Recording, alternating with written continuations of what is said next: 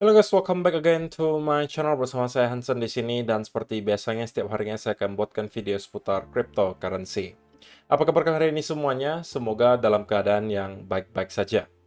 Teman-teman, kita melihat Bitcoin kembali mendapatkan volume yang lumayan signifikan selama 24 jam terakhir. Dan tadi kita sempat melihat Bitcoin mendapatkan sell-off dan kemudian mendapatkan recovery yang cukup signifikan. Sehingga terjadi semacam V-shape recovery selama beberapa jam terakhir. Dan saya rasa volatility di Bitcoin harusnya cepat atau lambat akan kembali datang. Dan beberapa data di belakang layar menunjukkan ada sesuatu yang menarik yang sedang terjadi, yang bakal kita bahas di video hari ini, jadi pastikan kalian stay tune terus sampai akhir video. Nah, teman-teman, per hari ini kita melihat kripto global market cap kembali ke angka 3,14 triliun dolar atau turun sekitar 1,42%. Nah, kalau misalnya kita melihat top 10 coin sendiri, keadaannya sebenarnya dominan berwarna merah. Yang hijau itu cuma ada dua, yaitu adalah Tron dan juga Ethereum.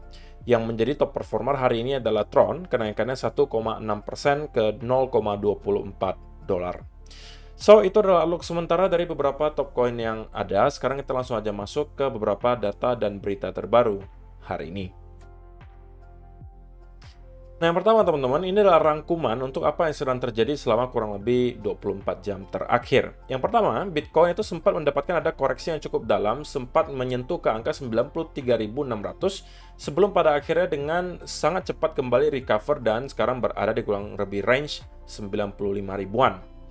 Dan yang kedua yang sudah terjadi juga adalah FTX sudah memulai untuk melakukan pembayaran kembali kepada para nasabahnya yang kemarin dananya tertahan karena FTX bankrupt.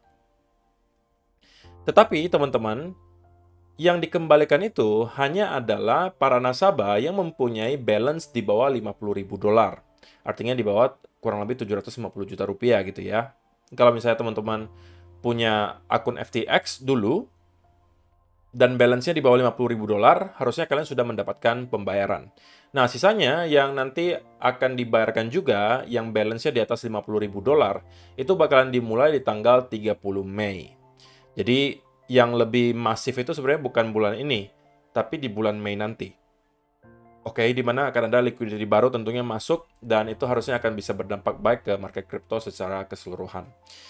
Selain daripada itu, teman-teman, Bank of New York Mellon itu juga melaporkan mereka ngehold 13 juta dolar dalam bentuk Bitcoin ETF pada kuartal 4 tahun kemarin. Nah, dari sini kita tahu bahwa meskipun ada banyak bank-bank besar di luar sana yang mungkin tidak secara langsung punya exposure terhadap Bitcoin, artinya mereka tidak memberi secara langsung Bitcoinnya, tetapi banyak dari mereka sekarang yang sudah start untuk masuk ke Bitcoin tetapi melalui ETF. Oke, tidak ada masalah sebenarnya selama spot Bitcoin ETF itu ada demand-nya, cepat atau lambat tentunya itu akan berdampak baik kepada harga Bitcoin itu sendiri. Jadi itulah beberapa teman-teman berita yang menurut saya cukup penting hari ini. Sisanya ya itu berita rata-rata untuk altcoin lah yang mungkin kita tidak akan bahas. Tapi yang terakhir yang juga cukup penting adalah kita juga mendapatkan ada minted USDT baru atau ada USDT yang baru diciptakan lagi, kurang lebih 1 billion USDT, teman-teman. Itu baru dilakukan hari ini. Nah, pertanyaannya tentunya 1 billion ini nanti bakalan diapakan? Apakah akan dibelikan ke dalam bentuk koin? Ataukah ini hanya sekedar di minting saja? Who knows? Tapi intinya, ya kalau misalnya kita melihat stok stablecoin itu semakin tinggi, ya kan? Otomatis secara overall itu harusnya akan menjadi berita baik juga untuk crypto market. Karena berarti ada banyak liquidity di luar sana yang bisa dimasukkan kembali ke dalam market. Oke? Nah, ini adalah historinya, teman-teman. Kalau kalian masuk ke Whale Alert, kalian akan bisa melihat tuh. Tadi ada kurang lebih 7 jam yang lalu ya. Ada 1 billion USDT. Itu yang berhasil diminting dari Tether Treasury. Dan kemudian 6 jam yang lalu ada kurang lebih 99 juta atau anggap 100 juta USDC lah yang juga sudah ditransfer dari unknown wallet ke Coinbase institusional.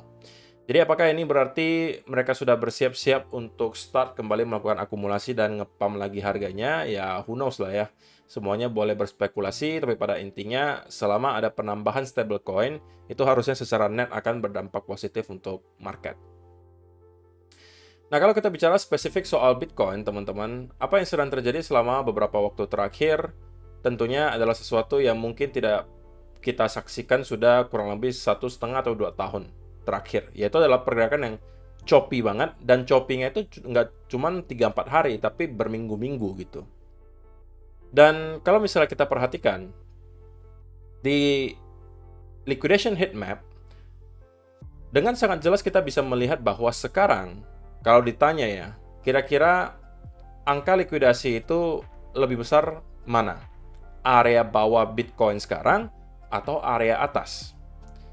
Dan kalau misalnya kita lihat di data 1 bulan terakhir, maka jawabannya sudah sangat jelas, teman-teman. Kalau kalian lihat, tumpukan likuidasi yang sekarang cukup banyak itu justru berada di atas harga Bitcoin sekarang. Dari kurang lebih 96.000 bahkan sampai ke kurang lebih 110.000 dolar, itu all the way ada angka likuidasi yang lumayan banget. Sedangkan kalau misalnya kita bicara untuk area bawah gitu ya, yang mungkin juga teman-teman sebagian merasa, tapi kan di bawah juga ada Dinko. Yang mana gitu kan, yang kira-kira akan menjadi area of liquidity yang cukup gede. Itu ada di bawah area 90.000. Jadi kalau ditanya lebih dekat mana, didorong ke atas atau di bawah? Ya, sekarang jawabannya sudah jelas di atas. Jadi tentunya dari segi data liquidation heat map juga mendukung bahwa bisa aja Bitcoin masih akan melanjutkan kenaikan dari sini. Oke? Dan kalau memang kita mau drop ke bawah, maksimum mungkin akan nyampe ke 85 sampai 90.000 dolar. Itu pun hanya untuk mungkin menjemput area likuidasi yang berada di area tersebut, dan saya tidak yakin akan bertahan lama di area itu, dan kemudian kita akan kembali rebound. Nah, sebelum kita masuk ke chart, teman-teman, untuk kalian yang mungkin merupakan traders dan kesulitan untuk mendapatkan waktu melakukan analisa, alias kalian nggak punya banyak waktu untuk melakukan analisa, kalian mungkin bisa menjadikan AI sebagai alat bantu kalian. Karena sekarang sudah zamannya AI, maka ada satu platform di sini bernama Huobi yang mengintegrasikan AI ke dalam platform trading mereka. Nah, guna dari AI dari platform trading Huobi ini adalah mereka akan bisa membantu teman-teman untuk melakukan analisa, memberikan semacam sinyal, dan juga kalian bisa set gitu ya, untuk beberapa eksekusi itu juga bisa dilakukan menggunakan AI. Nah, kalau misalnya kalian masuk ke platformnya nanti dan kalian sudah misalnya mendaftar, maka kalian akan menemukan ada beberapa avatar AI yang bisa teman-teman manfaatkan di sini. Pilihannya ada berbagai macam, ada mulai dari Elon Musk, ini yang baru gitu ya. Ada Don Alt, ada Mami, ada Carlos, ada MC Well, ada juga Astra, ada juga Quan. Nah, masing-masing dari mereka mempunyai karakteristik yang berbeda. Kalian bisa lihat aja langsung di sini. Kalau misalnya Quan, ini yang medium risk, semua aset, dan ini tergolong yang untuk short term. Sedangkan Astra misalnya, ini kategori resikonya juga medium, semua aset, dan ini lebih ke swing trade atau mid term.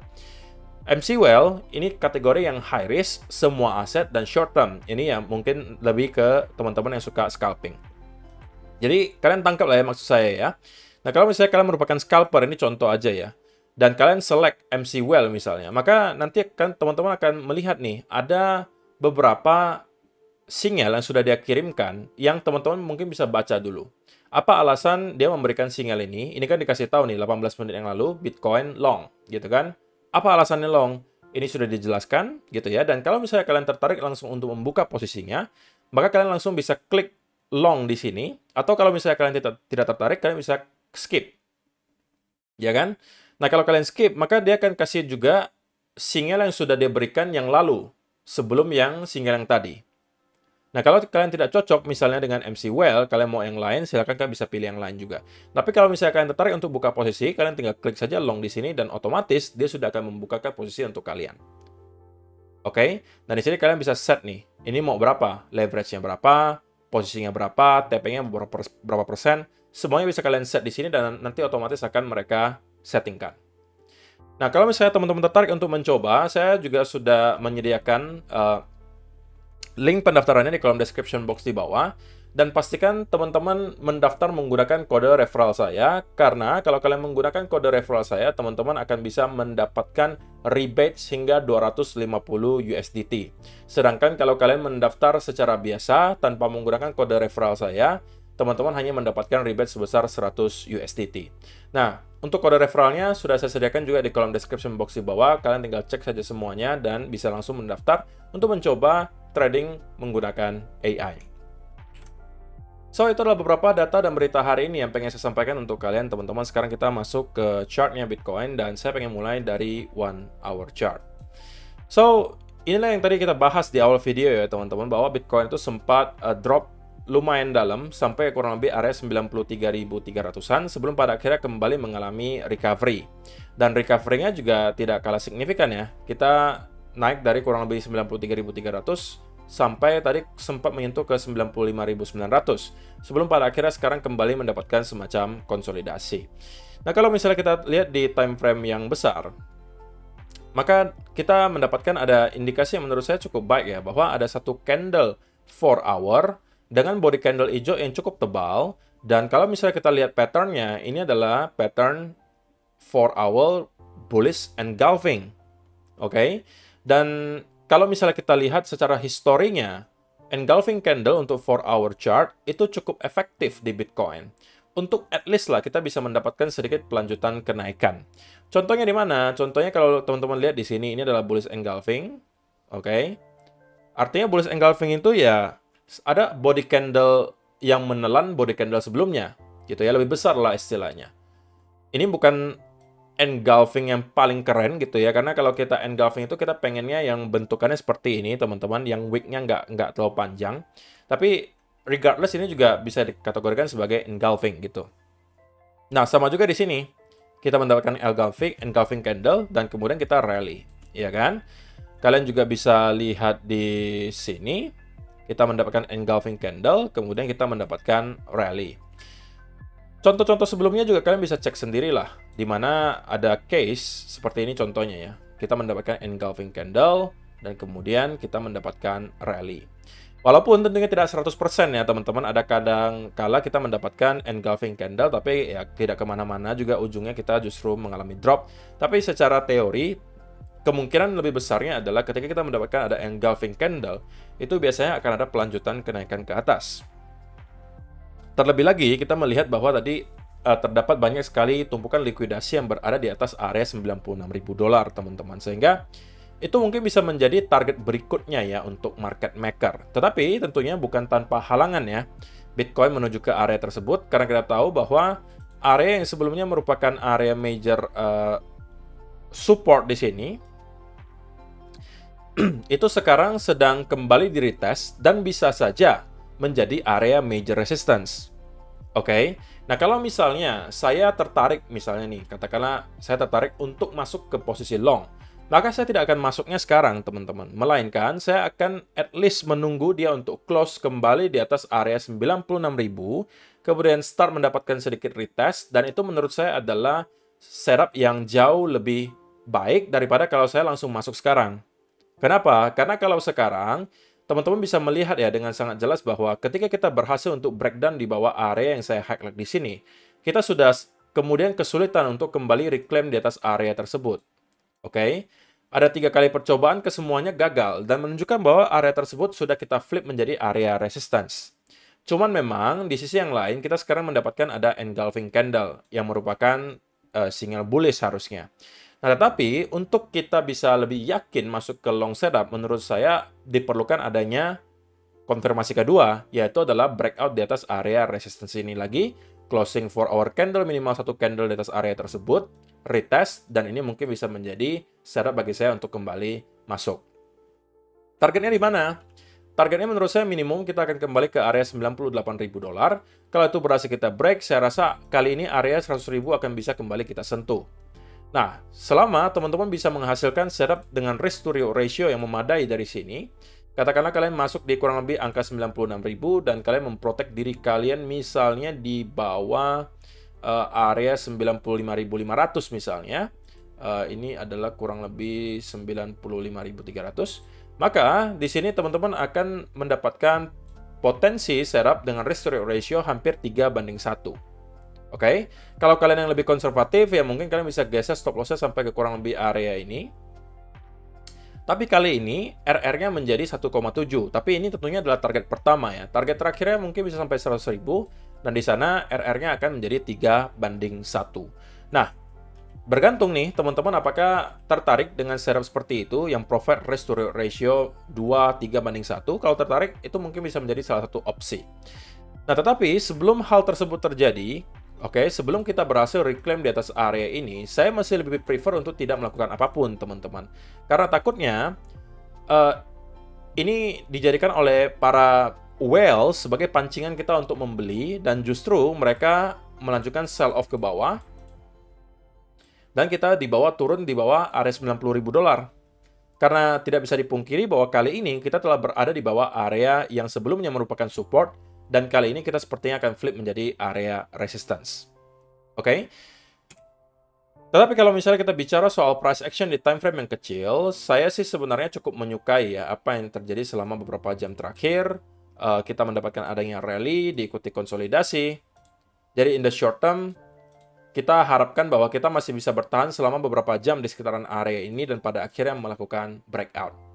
Jika itu yang terjadi, maka saya mungkin akan consider untuk open long ketika kita mendapatkan retest. So, saya rasa itu aja sih teman-teman yang mau saya sampaikan di video hari ini. Semoga bisa bermanfaat untuk kalian semua. See you in the next video. Bye-bye.